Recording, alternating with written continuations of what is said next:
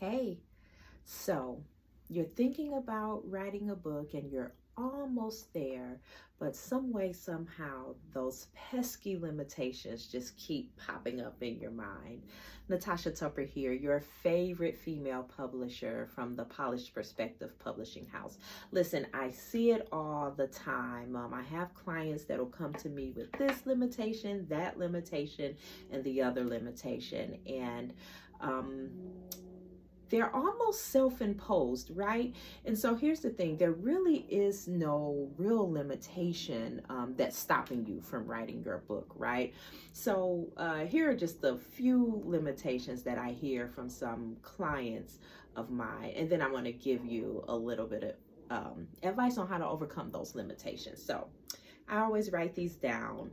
One of the limitations is like a lack of support, right? That's a big one. And here's the thing about that, you actually don't need the approval of others to chase your dream, right?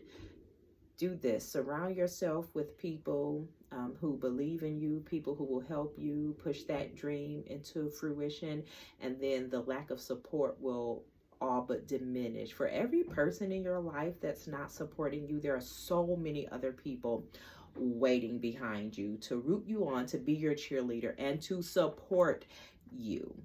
So that's not a real limitation. Here's something else. Let me see. There's so many, right?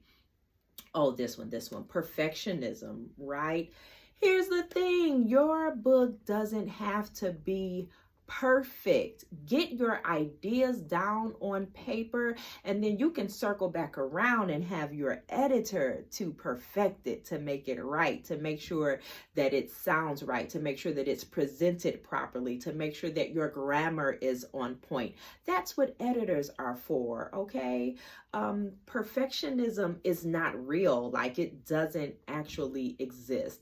And so don't let that stop you from writing your book, because one thing I know is this, and I live my life by this, okay? Done is better than perfect. So just do it. Another one. Okay, now this is a big one, right? This is a big one. Learning disabilities. You do not have to let a learning disability stop you from writing a book. The learning disability didn't stop your flow of genius. The learning disability didn't stop your experience, didn't stop what you've gone through that you're able to speak to by way of writing a book. So here's the thing, you don't have to let that stop you. If you have a learning disability, here's some things that you can do that are so very helpful. The one thing that I always tell my clients is to use a voice to text software. So you speak it into your device and it types it out for you. Like, that's not something that is an actual big problem, big enough to stop you from doing what you need to do, not in the year 2023, okay? And then another thing that you can do is share your ideas with a trusted friend. You know, sometimes they're able to get everything to help you out, right? To get those things formulated and type them up for you and send them to you and tell you, okay, this looks good, this might need a little bit of help. Always feel free to just run those things by a trusted friend, right? So use your software, use the people that you love. And here's another thing as it relates to learning disability. Take the breaks, right? Don't just push yourself and push yourself and push yourself to make sure that you get it done. And that's really for everyone across the board. Take the necessary breaks, okay? Chill, break, so that you can refuel and you can recharge, and then you can come back stronger, better, with a little bit more genius, with a little bit more revelation, and honey, you'll be good to go. Maybe I'll share one more thing. Oh, okay, maybe two. Okay, so listen, financial constraints. Here's the thing, like, you could do this with minimal money.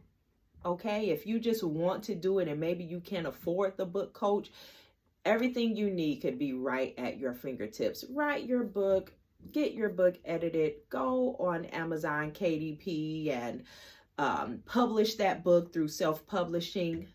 Listen, the limitations are not are not that real.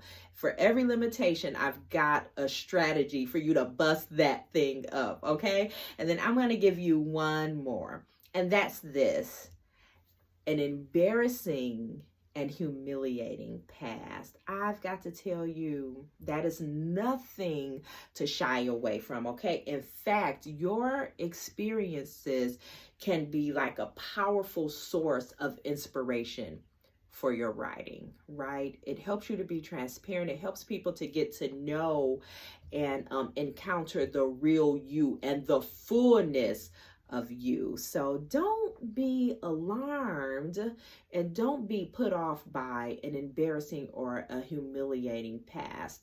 It's a past, which means that you've overcome, which means that you've actually got a testimony, which means that you've like gone through that thing, and look at you now, not just surviving, but thriving with everything that you have gone through.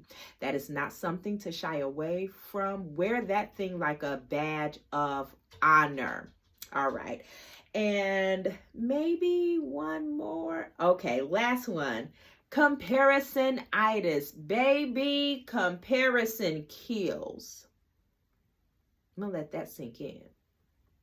Comparison kills.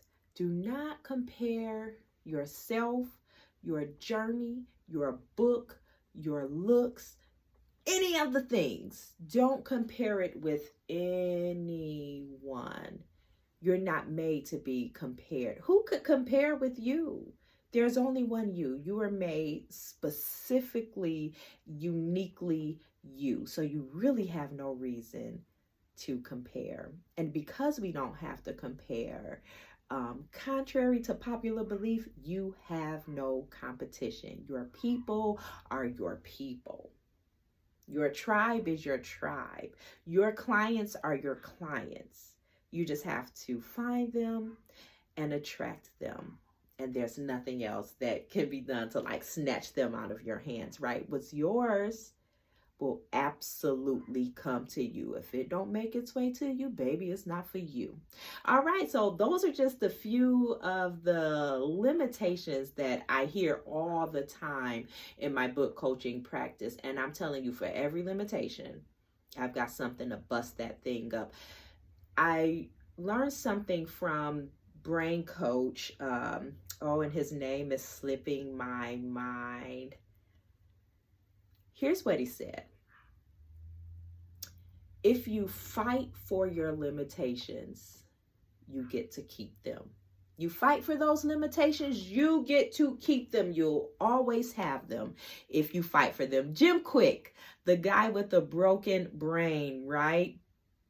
I mean, if you fight for your limitations, you get to keep them. I want you to fight for something else, okay, sis? I want you to fight for your future. I want you to fight for your promise. I want you to fight for all the things that you have coming to you. I want you to fight for your abundance. I want you to fight for this book that's in your belly. Like, fight for your things. But I don't ever want to see you fighting for your limitations. Let those go. All right.